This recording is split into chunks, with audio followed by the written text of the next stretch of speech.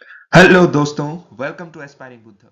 अगर आप UGC net, JRF, UPSC या पब्लिक एडमिनिस्ट्रेशन में बैचलर्स या मास्टर्स कर रहे हैं तो आप सही जगह हैं। ये वीडियो आपके लिए है। आज हम डिस्कस करेंगे एडमिनिस्ट्रेटिव थिंकर्स और माइंड्स को जो पब्लिक एडमिनिस्ट्रेशन के पिलर्स है। हम यूज करेंगे प्रसाद प्रसाद की बुक एडमिनिस्ट्रेटिव थिंकर्स, जिसमें आपको मिलेगा इन थिंकर्स का डीप डाइव।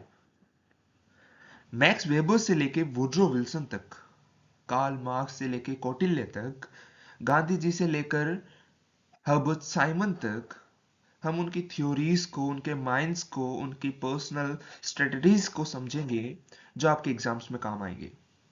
तो अगर आपको अपनी प्रिपरेशन को बूस्ट करना है तो वीडियो को देखिए, लाइक करिए, और अगर अभी तक सब्सक्राइब नहीं किया है तो जल्दी से कर लीजिए, ताकि आगे आने वाली अपनी इस lecture series, the lecture series on administrative thinkers by Ayush Chaudhary, उसके लेक्चर्स की कंटिन्यूटी बनी रहे, आपकी प्रिपरेशन की कंटिन्यूटी बनी रहे, और अपना एक most important aspect of syllabus भी जल्द से जल्द कंप्लीट हो सके।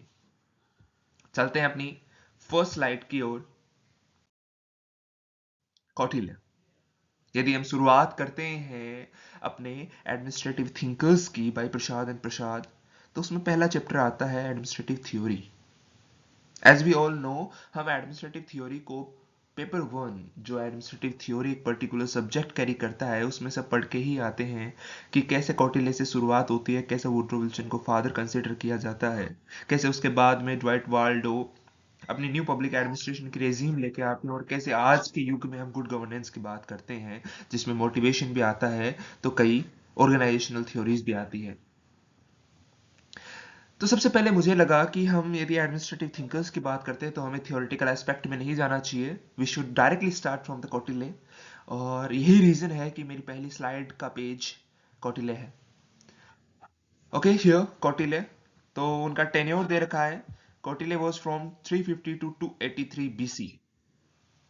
जब पूरे वर्ल्ड में, जहां पब्लिक एडमिनिस्ट्रेशन का जनक अमेरिका को कहा जाता है, जिनकी राइटिंग्स यूरोप से स्टार्ट हुई जिस सब्जेक्ट की, वो जानता नहीं था तब हमारे देश के महान स्कॉलर कौटिल्य, जिन्हें चाणक्य और विष्णुगुप्त के नाम से भी जाना जाता है, उन्होंने अर्थशास्त्र की रचना की। अर्थशास्त्र नाम देख के लग रहा होगा कि इट्स ऑल अबाउट इकोनॉमिक्स, लेकिन दोस्तों, गौर करने की बात यह है कि अर्थशास्त्र ने कभी इकोनॉमिक्स को एज ए पर्टिकुलर सब्जेक्ट समझा ही नहीं। We all know economics has a Hindi meaning known as Arthashastra.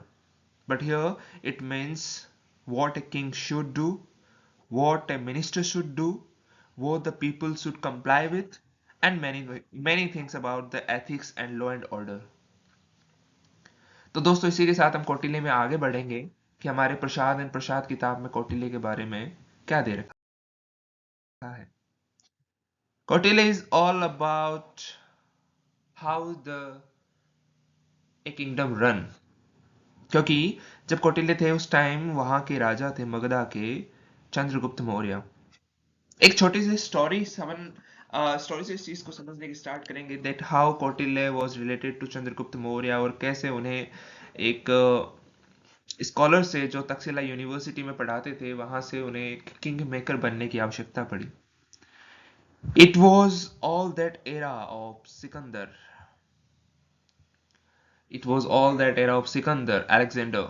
जब अलेक्जेंडर भारत की ओर प्रस्थान कर रहा था अपनी सेनाओं को लेके कि अब भारत की ओर प्रस्थान किया जाए, वहां पर अपना झंडा परचम लहराया जाए, तब ये बात कौटिल्य को पता चलती है तक्षशिला यूनिवर्सिटी में। ये कहानियां हम बचपन से सुनते आ रहे हैं, लेकिन फिर भी मैं दोहराना चाहता हूँ इस चीज को, कि जब कौटिल्य ये बात सुनते हैं तो उस वक्त भारत राज्य पे राज था नंदा यूनिवर्सिटी का, आई मीन नंदास का, नंदा किंगडम का। तो कौटिल्य जाते हैं नंदा डायनेस्टी के रूलर के पास और उन्हें कहते हैं कि सिकंदर हमारे ऊपर हमला करने वाला है, आप अपनी जो सेना है उसे बॉर्डर्स पे पहुंचा दीजिए और युद्ध की रणनीति तैयार करना शुरू कर दीजिए, ताकि यदि ऐसा कुछ होता है तो हम हमारा देश हम हमारी प्रजा, हम हमारे रिसोर्सेज पे उनकी रक्षा कर सकें। लेकिन Nanda was an aggressive ruler, he was arrogant. उन्होंने कौटिल्य की बात नहीं मानी और उन्हें धुतकार के अपने राज्य से बाहर फिकवा दिया। जब कौटिल्य बाहर गए तो उन्होंने अपनी शिखा जो चोटी होती है उसे खोल के ये प्रतिज्ञा ली कि जब तक मैं इस राज्य को बर्बाद नहीं कर दूंगा और जब तक मैं खुद के राज्य को स्थापित नहीं कर दूंगा तब तक मैं अपनी शिखा नहीं बांधूंगा। इसीलिए कौटिल्य जाते हैं, फिर ऐसे ही टहलते टहलते उन्हें एक बरगद का पेड़ दिखता है। आज भी गांव में प्रसिद्ध है कि बरगद के पेड़ के चारों ओर चबूतरा बनाया होता है, तो कुछ बच्चे वहां पे खेल रहे होते हैं। तो वो खेल कुछ इस प्रकार था कि एक बच्चा एक राजा की भांति उसकी पर्सनालिटी में पैर पर पैर रख के, सामने सैनिक खड़े थे, प्रजा खड़ी थी, बच्चों का खेल था उस वक्त से। उस एक नाम दे रखा था उसे कि वो राजा है। तो उस एक बच्चे की पर्सनालिटी ने कौटिल्य को इतना प्रभावित किया कि उसने उसे ट्रेन करने की ठान ली कि अब राजा इसे ही बनाऊंगा। वो कोई बच्चा कोई और नहीं था, वो थे महान नायक चंद्रगुप्त मौर्य, जहां से मौर्य डायनेस्टी की शुरुआत होती है। तत्पश्चात कौटिल्य ने, अब हम आते हैं कौटिल्य के अर्थशास्त्र पे कि कौटिल्य ने अर्थशास्त्र में क्या बात की है। कौटिल्य ने अर्थशास्त्र में सबसे फेमस सप्तांग थ्योरी दी है। सप्तांग थ्योरी से आप समझ सकते हैं कि सप्तांग यानी सात, seven organs of the state are propounded by Kautilya. Exams में डायरेक्ट सप्तांग थ्योरी पे क्वेश्चन बनता है। क्वेश्चन शॉर्ट टाइप भी हो सकता है, क्वेश्चन लॉन्ग टाइप भी हो सकता है। शॉर्ट टाइप में क्या पूछ सकते हैं कि इनमें से जो मल्टीपल चॉइस क्वेश्चन आते हैं उनमें पूछ सकते हैं कि इनमें से कौन सा सप्तांग थ्योरी का पार्ट नहीं है। तो उनमें वो एक पर्टिकुलर कोई दूसरा नाम दे देंगे और उसमें कहेंगे कि टेल मी इनमें से कौन सा सप्तांग थ्योरी का पार्ट नहीं है। और लॉन्ग क्वेश्चन में पूछ सकता है कि डेलिब्रेशन मांग सकता है आपकी सप्तांग थ्योरी पे। तो उसमें आप स्टार्ट करेंगे स्वामी से, देन अमात्याज। अमात्याज होते थे मिनिस्टर्स, जो आज हम काउंसिल ऑफ मिनिस्टर्स पढ़ते हैं। Swami is like president. No, we can't say president in our parliamentary democracy. हम स्वामी को प्राइम मिनिस्टर से कंसिडर कर सकते थे विथ मेनी लेस पावर्स। स्वामी के पास जो किंग होता था उसके पास काफी ज्यादा पावर्स होती थी। द पावर ऑफ अपॉइंटमेंट जो प्रेसिडेंट के पास है, the power to run the country, to the power to decide the punishment जो आज जुडिशरी के पास है, वो सारी किंग होल्ड करता था। So he was very much powerful at that point of time. फिर हम अमात्यास पे आते हैं जो मिनिस्टर्स थे, जो आज के टाइम पे काउंसिल ऑफ मिनिस्टर है। जनपद यानी टेरिटरी और the population citizens. Durg forts. Forts सबसे ज्यादा इंपॉर्टेंट एस्पेक्ट था उस टाइम के किंगडम का, क्योंकि सब एक दूसरे का राज्य हड़पने में या जीतने में लगे रहते थे। इसलिए कोर्ट जो फोर्ट्स थे वो इंपॉर्टेंट बन जाते हैं for the security purposes. Then course आज का finance ministry, the course treasury. Then danda. Danda means the punishment भी होता है, लेकिन यहाँ पे आर्मी से इंडिकेट किया गया है कि how the army was taken care by the king और द किंगडम इन कौटिल्य अर्थशास्त्र। मित्र, ally, or we can say the foreign affairs, the international relations of a kingdom। इनमें भी कुछ थ्योरीज कौटिल्य ने दी है, जिसमें मित्र जो फॉरेन रिलेशंस है उसके लिए जो मंडला थ्योरी है, Mandla theory was one of them. तो दैट्स ऑल अबाउट सप्तांग थ्योरी। अब इन्हें हम थोड़ा सा और डिटेलिंग में समझेंगे। ये एक मैंने ब्रीफ दिया था आपको कि how the saptanga theory deliberating about its seven organs. तो हम एक एक ऑर्गन को पढ़ेंगे। So here first one is swami, ruler, element of divinity. जब हम थोड़े से आगे और बढ़ेंगे और मैक्स वेबर की थ्योरी पढ़ेंगे, तो मैक्स वेबर में तीन टाइप की अथॉरिटीज के बारे में बात की गई है: traditional theory, charismatic theory authority, sorry, and legal rational authority. So divinity shows the traditional authority and the charismatic authority of a ruler or a king. So here in Arthashastra, the Swami was considered as an element of divinity, कि ये भगवान का ही रूप है, कि जो भगवान हमें सजा देते हैं वो राजा देगा, जो भगवान हमें रिवॉर्ड्स देते हैं वो राजा देगा, जैसे भगवान हमारी सेफ्टी के लिए काम करते हैं, जैसे भगवान हमारी प्रोटेक्शन करते हैं बाहरी एविल से, वैसे हमारा स्वामी करेगा. तो that's we can consider element of divinity. Second is rakshana. Rakshana की एक राजा का कर्तव्य होगा कि वो अपने सब्जेक्ट्स, अपनी पॉपुलेशन और अपनी प्रॉपर्टी दोनों की प्रोटेक्शन करें. That's all about rakshana. Yogakshema. One of the most important aspect in the Swami concept is योगक्षेमा. इस पर काफी बार क्वेश्चंस बने हैं कि योगक्षेमा किस बारे में बात करते हैं, या फिर write few lines about yogakshema in your masters और बैचलर्स एग्जाम्स. और यूपीएससी में भी इसके बारे में क्वेश्चंस पुट अप हुए हैं. So yogakshema can be divided into two words, yoga and kshema. योग यानी होता है कि successful accomplishment of an object. यदि आप कुछ काम कर रहे हैं तो उसका सक्सेसफुल एक अकम्प्लिशमेंट होना ही योग होता है. क्षेमा यानी peaceful employment of that object, कि आपने किसी ऑब्जेक्ट को अकम्प्लिश किया, देन उसको पीसफुल एम्प्लॉय कर दिया एक जगह, ये कलेक्टिवली बनता है योग क्षेमा. जो योग क्षेमा के बारे में कौटिल्य ने क्या कहा है: in the happiness of the subject lies the happiness of the king, and in what is beneficial to the subjects lies his own benefit. कि प्रजा की खुशी में ही राजा का सुख है, या राजा की खुशी है. That's all A welfare approach जो कौटिल्य ने अपनी अर्थशास्त्र में योग क्षेमा के माध्यम से राजा के अंदर बताई है, कि कैसे वो एक मोनार्कियल के साथ साथ एक वेलफेयर अप्रोच को भी साथ में लेके चल रहे थे. अभी थोड़ी देर पहले मैंने ये बताया था कि appointments to the most important offices, सबसे इंपॉर्टेंट ऑफिसेस होते थे. फॉर एग्जांपल कलेक्टर जनरल, जो आज का डिस्ट्रिक्ट कलेक्टर है, जिसे समहर्ता उस वक्त कहा जाता था. जो ट्रेजरी जनरल्स होते थे, सुप्रिटेंडेंट होते थे, उन सबको रिक्रूट किया जाता था कौटिल्य द्वारा with different kind of test, जो रिक्रूटमेंट टेस्ट होते थे. एंड उनका अपॉइंटमेंट, फाइनल अपॉइंटमेंट किंग करता था. और सिर्फ ये नहीं है कि जो रिक्रूटमेंट्स होते थे वो सिर्फ टेस्ट के बेसिस पे होते थे. इसमें स्वामी जो रूलर होता था, उसकी प्रायोरिटीज के अकॉर्डिंग भी अपॉइंटमेंट्स हो सकते थे. वो अपने किसी करीबी को अपॉइंट कर सकते थे. जैसे प्रिंस जो राजकुमार होता था, वो काफी डिपार्टमेंट्स को होल्ड करता था. सो वहां पे उसको कोई टेस्ट नहीं देना पड़ता था. तो ये भी एक पेट्रोनेज सिस्टम जो यूएसए में चला करता था, उससे हम रिलेट कर सकते हैं कि ऐसे भी अपॉइंटमेंट्स मौर्य काल में अकॉर्डिंग टू चंद्रगुप्ता इन अर्थशास्त्र होता था. देन धर्म नियम.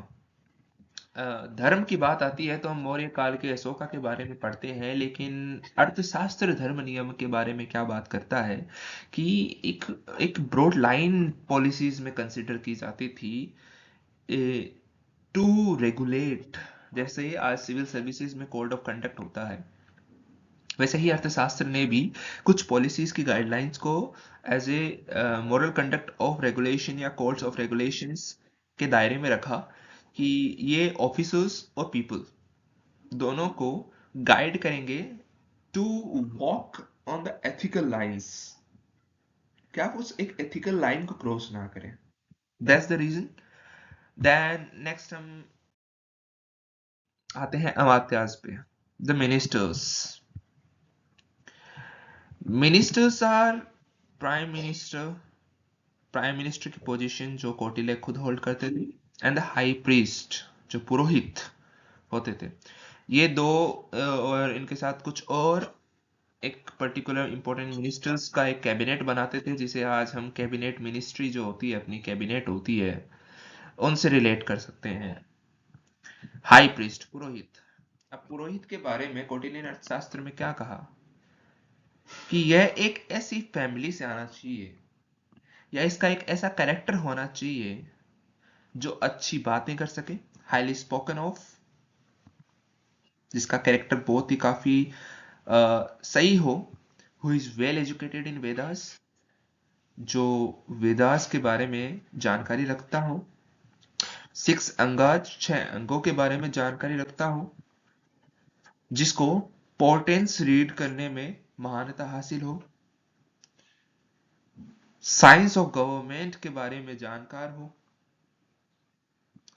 जो ओबीडियंट हो, राजा की बात मानता हो, जो कोई कैलामिटी आए तो उसे प्रिवेंट करने में महारत हासिल हो, प्रोविडेंशियल ऑन ह्यूमंस,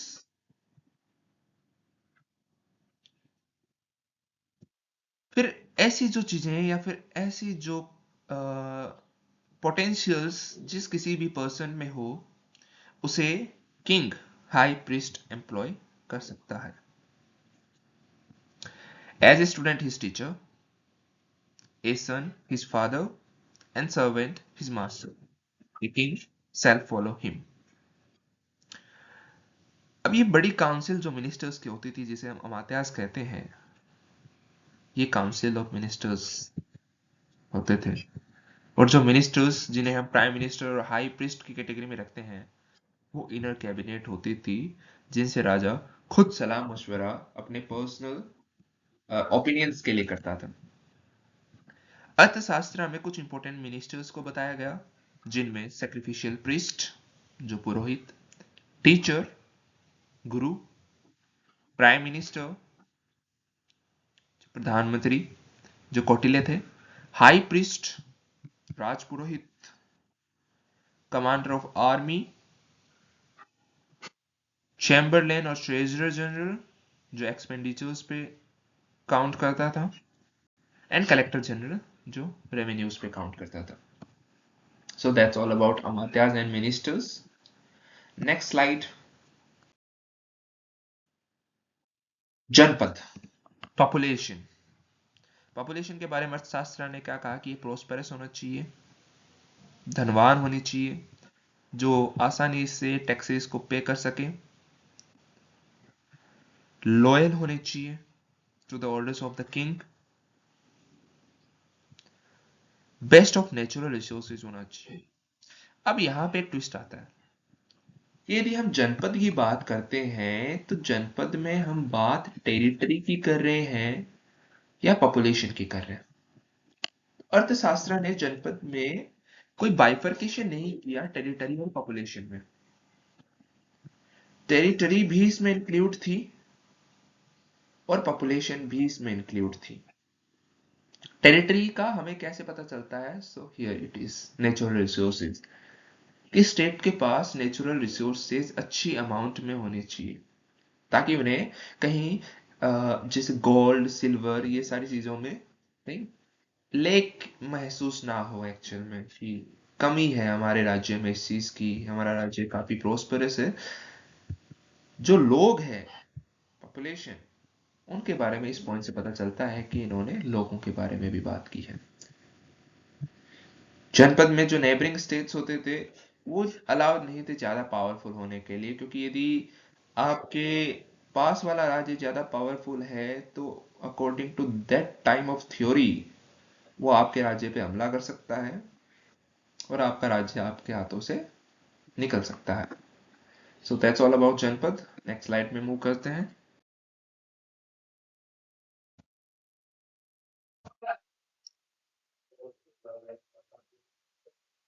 तो दुर्ग, हम बात कर रहे थे फोर्ट्स के बारे में। तो फोर्ट्स के बारे में यदि बात करें तो ये सिंबल होते हैं डिफेंसिव और ऑफेंसिव कैपेसिटी की स्टेट के, कि किस वे में एक स्टेट, एक किंगडम अपने राज्य की सुरक्षा करता है और कैसे वो उसकी एक स्ट्रेंथ कैपेसिटी को भी शो करता है। ये इसके फोर्थ से पता चलता था। अर्थशास्त्र में कौटिल्य ने 4 प्रकार के फोर्स के बारे में जिक्र किया है। पहला है औदिक। औदिक वो फोर्स होते थे जिनके चारों तरफ पानी होता था। पर्वत। पर्वत से इंडिकेट साफ साफ हो रहा है कि वो फोर्स जो चारों ओर पर्वतों से घिरे होते थे। थर्ड, धनवन। वो फोर्स जो चारों ओर डेजर्ट से घिरे होते थे उन्हें धनवन कहते थे। और वन दुर्ग, जो भी नाम से इंडिकेट हो रहा है कि जो चारों ओर फॉरेस्ट से घिरे हो, वो वन दुर्ग होते थे। Next we will move towards the kosha, the treasury. Obviously एक परमानेंट सोर्स होता था रेवेन्यू का स्टेट से। The king is advise to take 1/6 part of the produced. 1/6 produced king का। The money in the treasury must be collected by just means. Just means क्या होता है? Just means होता है कि ऐसा कोई भी काम या फिर ऐसा कोई भी तरीका यूज में नहीं लेना है किंग को जिससे उसके कोषाध्यक्ष, जो उसके कोषाध्यक्ष है, वो उसके कोष में वृद्धि कर सके। कोई करप्शन नहीं होना चाहिए, करप्शन फ्री किंगडम होना चाहिए। कोई ऐसा नहीं होना चाहिए जिससे वेलफेयर अप्रोचेस में प्रॉब्लम आए पॉपुलेशन के। So that are part of the just means.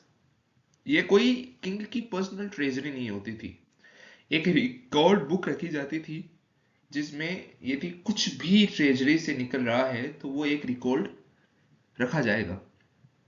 That's all about कोश। नेक्स्ट, द दंड आर्मी।